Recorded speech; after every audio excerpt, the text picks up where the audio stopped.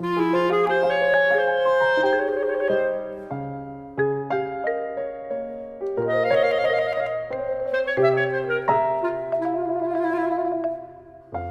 je suis très heureux de vous retrouver pour ce 14e magazine culturel de TV Auxois. Nous sommes à Bligny-sur-Ouche où nous avons rendez-vous avec Minouche et Françoise qui exposent à l'Office de tourisme.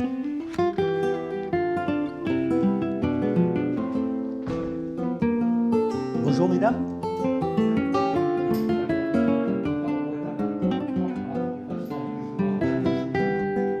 La sculptrice, c'est vous? Oui. Minouche. Oui. Pourquoi Minouche? Minouche, c'est parce que j'ai commencé à dessiner des chats quand j'étais au lycée et un garçon de ma classe m'a appelé Minouche et j'ai gardé ce surnom. Cette matière blanche que vous sculptez, qu'est-ce que c'est?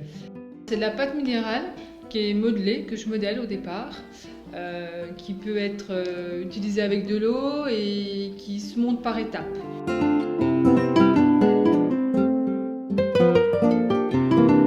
Je me suis laissé dire que vous étiez du coin. J'habite Sainte-Sabine depuis 2 ans et demi, mais je suis dijonnaise au départ. J'ai pris des cours avec Régine Codwell, qui est sculptrice et qui s'est installée à Bligny. Et j'ai commencé avec elle donc il y a une dizaine d'années. Les bronzes, quand j'en vends, j'en ai vendu quelques-uns, ouais, c'est toujours un petit peu dur de lâcher une sculpture. Ouais. Et sur les bronzes, est-ce que vous faites les patines? Les patines, c'est donc le fondeur Le qui fondeur, les fait également. J'y pense, vous n'auriez pas fait de la gymnastique? Mais en fait, je donne même des cours de gym en plus de mon travail d'opticienne. Alors, pâte minérale, Ouais. bronze, Oui, gymnastique, oui, lunettes. bah oui. Vous êtes une femme multiple. Eh ben, c'est ça, certainement.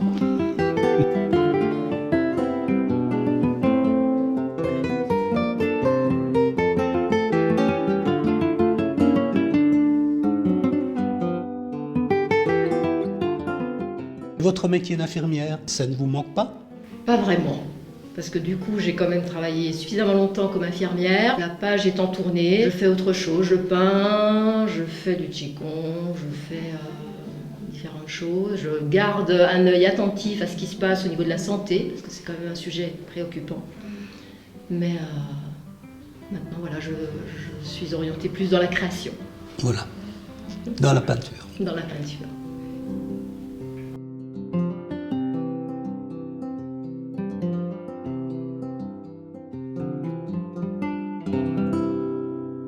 Jean-Marie Perrault étant parti en vacances de Noël, c'est donc sur moi que retombe la lourde tâche de présenter la deuxième partie de ce magazine qui sera consacrée à un documentaire que j'avais tourné en 2014 pour la télévision et réalisé en même temps.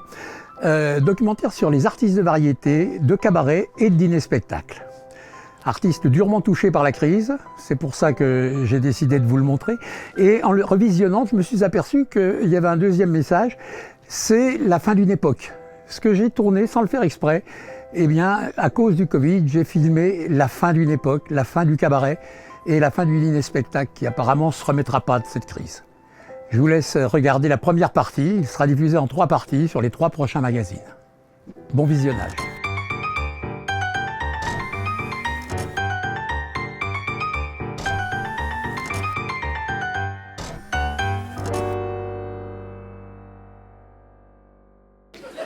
Mes frères!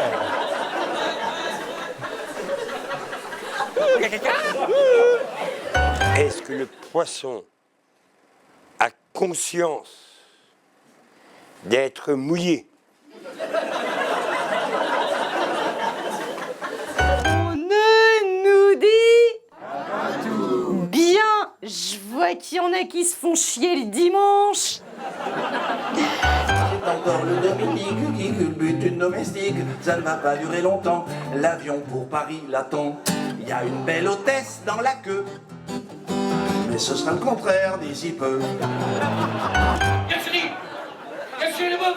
Il est pour nous, le bœuf! Il est pour nous! Retournez, chérie, le bœuf! On va l'entendre! Ah! Mais t'habitais pas ton fourrure? Elle a mis c'est quoi ton fourrure? Hein? Hein, t'es pas épilé! Bon, c'est pas grave. Eh ben oui, voilà, me voilà parti pour faire mon cabaret quotidien, qui n'est pas toujours le même, ça dépend des demandes. fois c'est à Montmartre, là c'est à Montparnasse, des fois c'est dans le quartier latin. Voilà, ça change, je change ma route, je fais des calculs pour gagner du temps. Et là, mais le soir ça roule bien. C'est ça qui est bien. Paris la nuit, c'est un régal.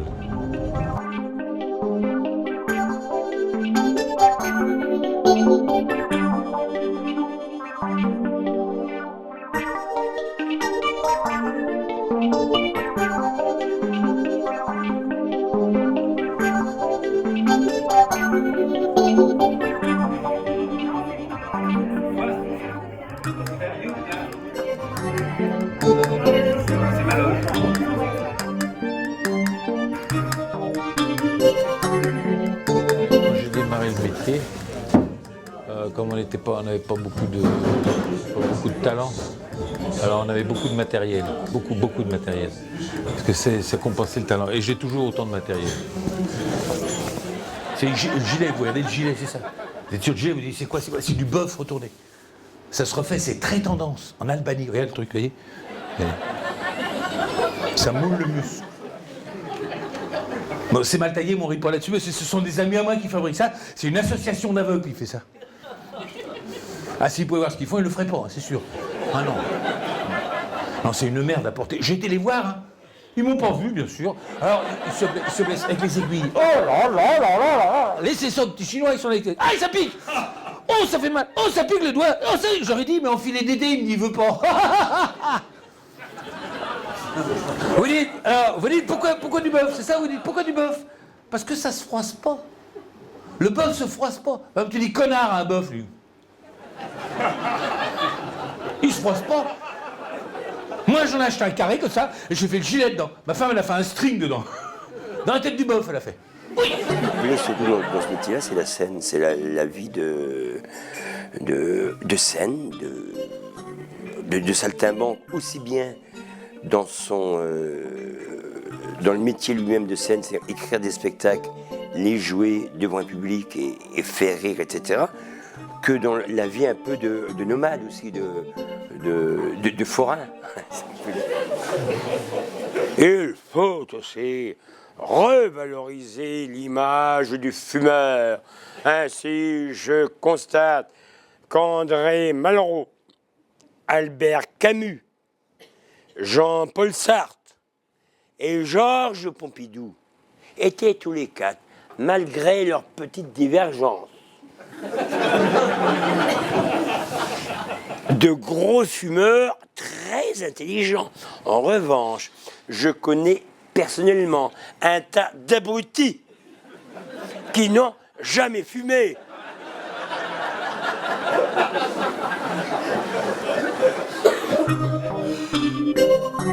Ah, ouais. Là, je vous attendais pas vraiment, là. Vous me prenez un petit peu au saut du lit. Je suis même pas rasé. Alors je me rase, je me coiffe, je me maquille et j'arrive. Voilà, c'est mieux comme ça. Bien coiffé, bien rasé. Ou presque. C'est mieux comme ça. Comme ça, bon, comme ça c'est jeune. Et alors là, c'est plus aventurier, non? Bon, je me termine et je reviens. Et voilà. Je me suis retrouvé sans le vouloir sur les traces de mon père. Mon père était chansonnier et il passait dans beaucoup de cabarets et de spectacles, des galas, etc. Et moi j'avais une famille d'artistes. Enfin, mon père est décédé, mais c'était un artiste de cabaret. Ma sœur est comédienne. Enfin, et ayant été élevé un peu dans ce métier-là, je ne souhaitais pas forcément faire de la scène, voire pas du tout. Donc c'est vraiment un pur hasard. Mais c'est vrai que j'y suis bien et très heureux. Donc merci le hasard, en gros. Bonsoir. Merci beaucoup. Merci beaucoup. Merci beaucoup. Merci beaucoup. Merci à tous d'être venus ce soir pour ma toute nouvelle émission sur mon plateau à moi, à moi. Oh oui, à moi. Pardon, pour un donc tout nouveau débat. Le thème du débat ce soir, les hommes préfèrent les blondes, mais les brunes ne comptent pas pour des prunes. On peut les applaudir très très fort s'il vous plaît. Applaudissements. Merci. Merci beaucoup. Merci bien. Merci. Asseyez-vous. D'accord, merci. Bien, alors, les hommes préfèrent les blondes, mais les brunes ne comptent pas pour des prunes. On sait tous ce que représente la blonde. Hein, la blonde, c'est quoi? La blonde, c'est le stéréotype de la femme parfaite. C'est celle qui fait fantasmer tous les hommes. C'est la couverture des magazines, c'est le top modèle, c'est le canon, la blonde. Et pourtant, il y a aussi des boudins. C'était pas mon idée, c'était Emmanuel Eberlé avec qui je travaillais, donc qui était mon co-auteur, qui a eu l'idée de me faire passer une audition à la main au panier parce qu'il en avait fait une lui-même. Et c'est comme ça que ça s'est fait. J'ai fait l'audition d'abord devant Gérard Delalot et ensuite j'ai fait l'audition publique et puis j'ai eu un mois de programmation ensuite. Et voilà comment ça s'est fait. Terrible nouvelle pour les amateurs de musique. La star de la chanson française, Véronique Sanson, serait toujours en vie. Elle a un petit coup de gueule à passer. Véronique, c'est à vous.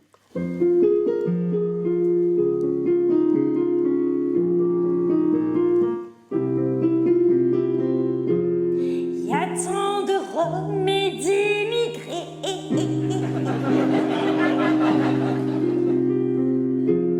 que je n'arrive plus à distinguer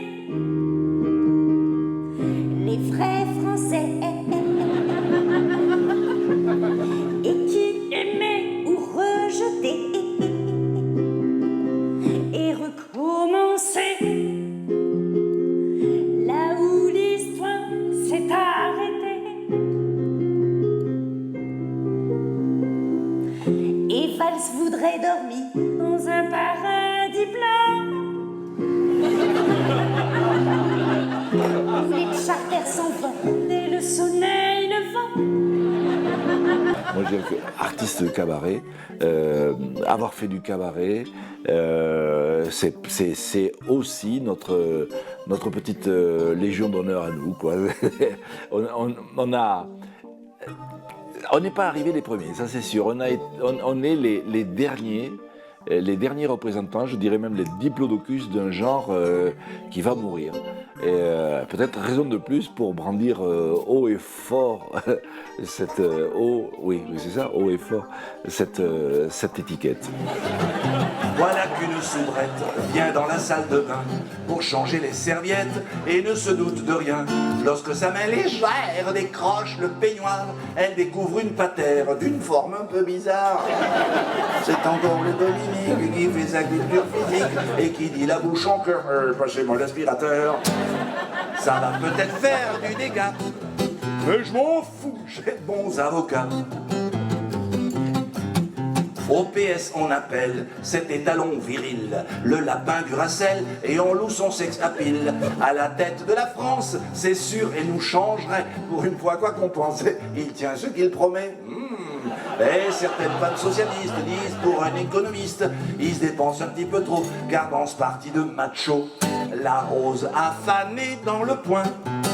Ils n'ont plus que l'épine dans leurs mains. On peut avoir le succès tous les soirs sans être une star. Ça, c'est...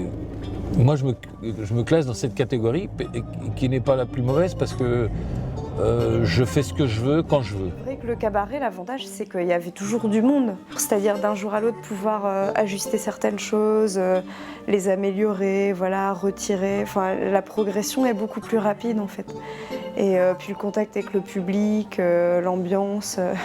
C'est vrai que les gens sont très proches, donc on apprend à rebondir, quoi. C'est vraiment une super école parce qu'on apprend à avoir de la répartie. Une école d'humilité. Quand on est en cabaret, on sait que les gens viennent pour plein de raisons au cabaret, sauf pour une chose,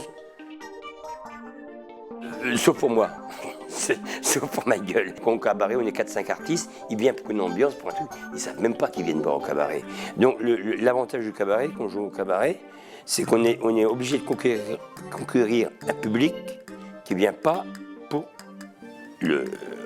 pour soi, en fait. Hein. Et ça, c'est une grande école. Je crois qu'on prend vite goût à s'amuser dans la vie.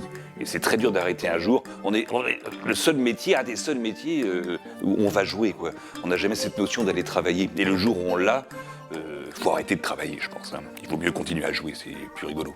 Si je continue à en faire, c'est parce que c'est vrai, j'ai plaisir à essayer des nouveautés avec le public. C'est ma salle de répétition privilégiée. Ça me permet d'entretenir la mémoire quand je vais faire des spectacles plus importants. Je fais des cabarets quand j'ai envie de le faire.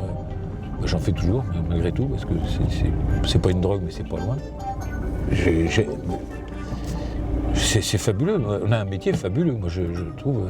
Je souhaite à tout le monde de faire ce boulot-là. C'est pas un boulot, d'ailleurs. Le cabaret, c'est 30 ans de ma vie.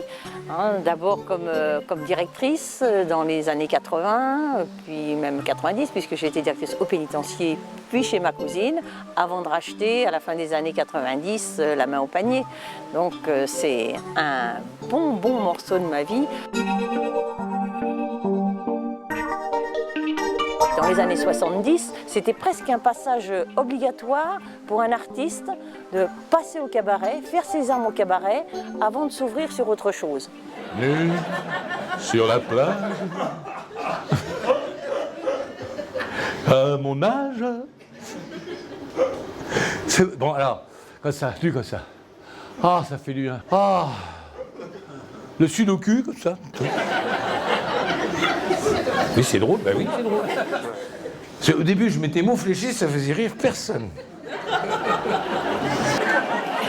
De la retraite, personne n'en sort vivant.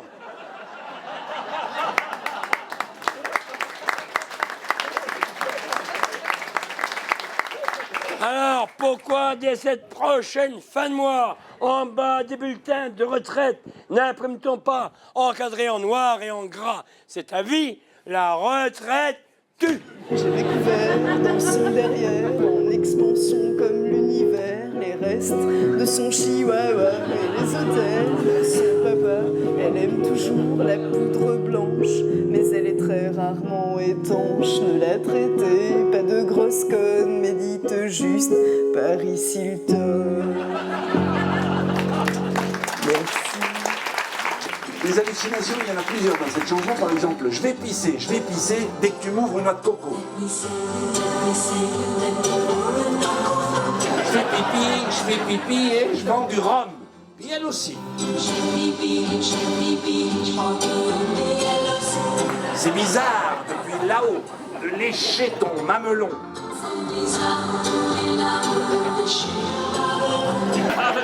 Alors, j'ai pris Prapéran, oui, Prapéran.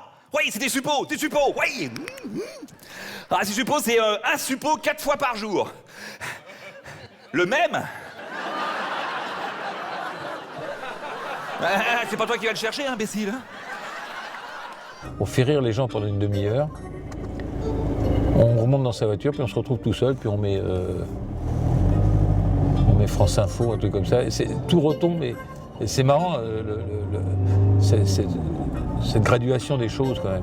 Bon, le plus magnifique, honnêtement, quand tu es sur scène et que tu regardes des gens qui arrivent peut-être un peu des fois en faisant la gueule parce que ce sont des couples qu'on peut se disputer 5 minutes avant et que tu vois le visage rire, ça fait une putain de lumière sur leur visage et toi, ça te rend franchement heureux. Et plus ils vont rire, plus tu vas rire, et plus tu vas rire, plus ils vont rire. Il y a la scène et l'après-scène, on se rappelle les deux à la fois, mais là, par exemple, ce soir-là, tous les gens sont partis, c'était plein, après on se retrouve tout seul, voilà, ça dépend des soirs et c'est comme ça. Même, je pense que même les gens, les grosses pointures ont le même problème. C'est-à-dire que c'est terrible, je prends l'exemple d'un chanteur international, un McCartney ou un même français, je dirais l'idée puisque c'est notre référence. Quand il a fini son concert, les gens ils hurlent son nom pendant un quart d'heure, et après il remonte dans sa voiture, tout seul. Là c'est terrible, il va se coucher, enfin, il essaye de dormir. Ce qui est impossible d'ailleurs. Il y a une telle poussée d'adrénaline que... On regarde la télé, on regarde chasse et pêche. Dans un cabaret, on y va pour manger, et puis il y a des artistes qui passent sur scène. C'est, à mon avis, beaucoup plus difficile d'accrocher le public. Le seul intérêt, le seul avantage dans des restaurants ou dans des cabarets, c'est que le lien avec le public est proche. Les gens sont à côté, sont proches, touche presque. Et ça aussi, c'est certainement un plus pour eux, pour ces artistes de cabaret, que n'ont pas les grands. Il a emballé Ségolène, sa camarade de promo, et pris d'une fièvre soudaine, lui fit sans problème 4 beaux marmots. Et s'il existe des experts internationaux extraterrestres qui nous regardent et qui peut-être se moquent, ils doivent penser que l'homme est un pyromane qui met le feu à la forêt et qui, gros malin, pour ne pas se faire prendre, se cache dedans.